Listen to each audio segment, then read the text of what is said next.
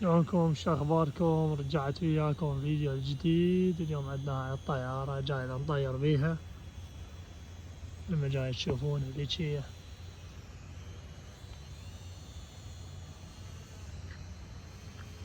مسلية وحلوة، وبيها بعد كاميرات تقدر تشوف أماكن بيها من السما.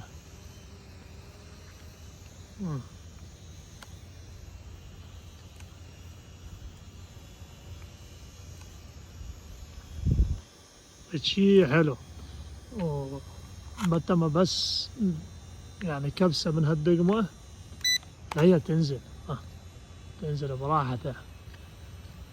هيك صحتها بعد. أنا قلت لها انزلي، مثل ما جاي تشوفون جاية تنزل، واقدر كبسة واحدة وارجع اطيرها.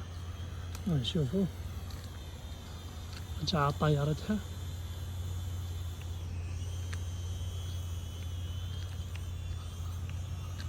تعال تعال تعال، وين يابا؟ تعال تعال يابا تعال. ايش رايكم بيها؟ قلونا رايكم بيها. ما جاي دا اتحكم لان فيديو واحد جاي دا اسوق وفيديو واحد جاي دا اصور لكم. بعدناها خلينا نجيبها لهنا لان هناك كلها طين. تعال يابا تعال تعال تعال.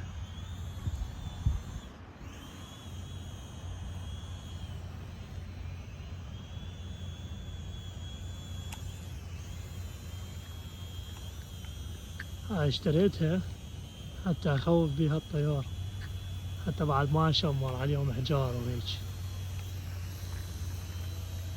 الحق الطيور بيها. اهيج الطيور بيها. ايش رايكم؟ خلاص تعال انزلي تعال. اوكي اوكي اوكي اوكي. تعال تعال يابا تعال. بيد واحد مثل ما قلت، ما جاي دا اسيطر. مثل ما جاي تشوفون، بس اياته جبته. هسه هنا راح ننزلها بيقاع. دسنا الدقمة وجاية تنزل. تعال يابا تعال. لا بالمي لا بالمي لا بالمي لا بالمي لا بالمي. خلاص هي نزلت. دقمة واحدة دوسوها هاي تنزل. وهذا مالت السرعة، وهذا مال الشرق وغرب وجنوب وويست. مثل ما جاي تشوفون. وصلنا إلها. يلا ايش رايكم بيها؟ شوفوا الكاميرا مالتها،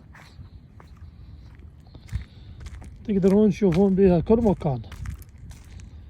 يلا حبايبي، مرة ثانية ان شاء الله من اطيرها اكون هذا الطيور والحق الطيور بيها. هسه خلصت وراح اروح للبيت، وان شاء الله اشوفكم في فيديو اخر. وتحياتي وحب حياتي. سلام.